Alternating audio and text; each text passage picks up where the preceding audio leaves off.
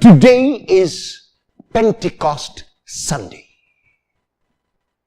Many years ago, there was a young boy who was taken for the first time to the school by his mother. And as his mother left him at the gate of the school so that he could move in, the boy began to cry.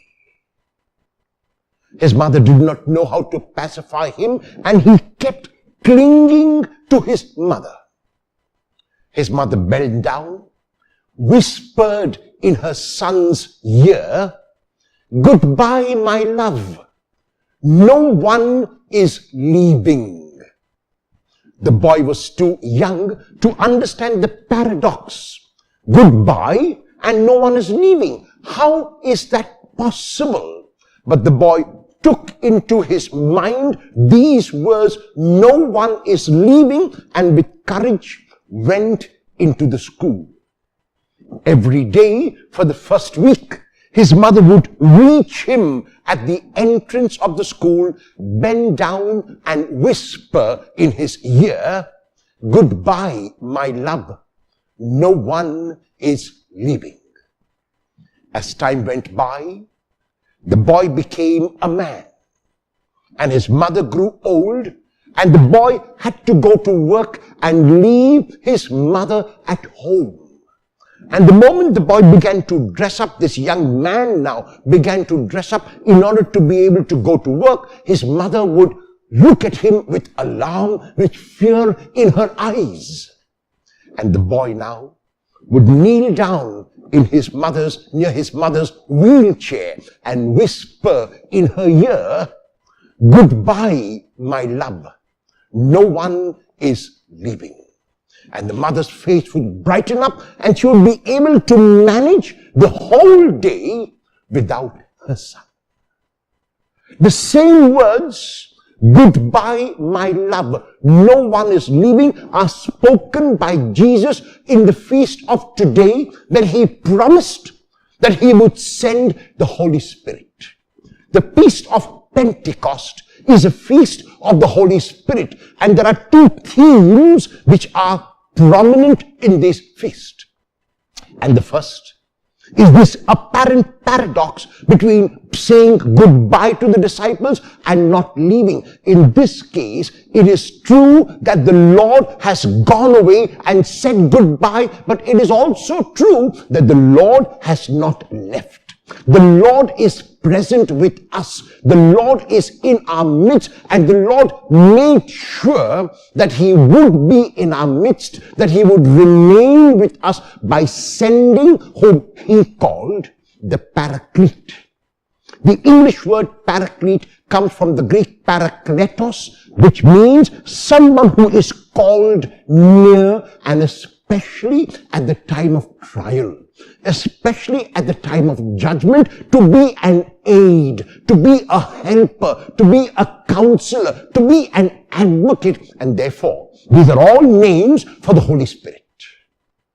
The Lord realized that it would be a challenge for the disciples to manage without him. The Lord realized that he had to go back to the Father, to sit at the right hand of the Father, but the God also knew through Jesus that he could provide an aid, a help, a counselor, a helper, a paraclete for the disciples. And this is what we celebrate on the Feast of Pentecost.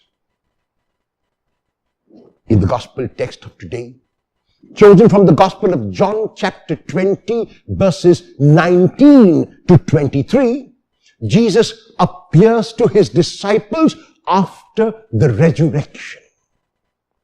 The doors are closed. It is an unwelcoming scene because the disciples are afraid.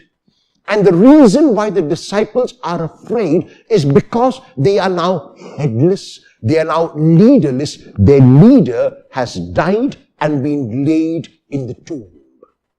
Little do they know that he has been raised, And the risen Jesus now appears to them. Even though the doors are closed, they are no hindrance for the risen Christ. And so he comes and stands in their midst. And what does he do when he gives them the gift? He gives them first the gift of peace. When he says, peace be with you, he is not merely wishing them peace, but he is gifting the same peace which he received from the Father to his disciples. And this peace is a peace of wholeness, a peace which encompasses every single area of a person's life, a peace which is complete, a peace which brings a person to be that person that he or she must be. And even as they are delighted, he gives them a commission. And the commission is, as the Father has sent him, so he is sending the disciples. And when he gives them this commission, he breathes on them again and gives them a second time, now specifically for the commission, the gift of peace and the Holy Spirit. The Holy Spirit is given to them through the breath of Jesus. Like God breathed life into the first human being, that God made the first human being a living creation by breathing his breath into the human being. So now Jesus breathes his breath into the disciples so that they become now a fearless group. They become now a group which will make him known. And that is why in the first reading of today, chosen from the Acts of the Apostles, we are told about this bravery. We are told that the Holy Spirit which Jesus gave came as wind, as a rush of force. It came unobtrusively. It came without being seen, but it came in a very, very tangible manner. And unity in diversity is the second theme of Pentecost, because here, when the disciples begin to speak about God's love, every single person from different areas of life, from different nationalities, from different languages, could understand what the disciples said in their own language. And this is what the Spirit does. The Spirit brings about unity even in our diversity. The Spirit is not a spirit of uniformity. The Spirit is a spirit of unity. And that is why it is good that we can be different, that we can be of different colors, that we can be of different creeds, that we can be of different shades, we can be of different religions. It does not matter. What matters is that each one of us who receives the Spirit of the risen Lord, who receives the Spirit of the risen Christ, is communicating that spirit of love. The Hebrew word ruach is translated in English as spirit. And this is what the Spirit is. The Spirit is unobtrusive. The Spirit does not interfere. The Spirit does not come in the way. The Spirit only helps. The Spirit only aids. The Spirit only comes when we call on the Spirit. Today, on this feast of Pentecost, when there is so much of division, even though we say we live in a global village, we have never been as apart as we are today. The call of Pentecost is a call to this unity even in diversity.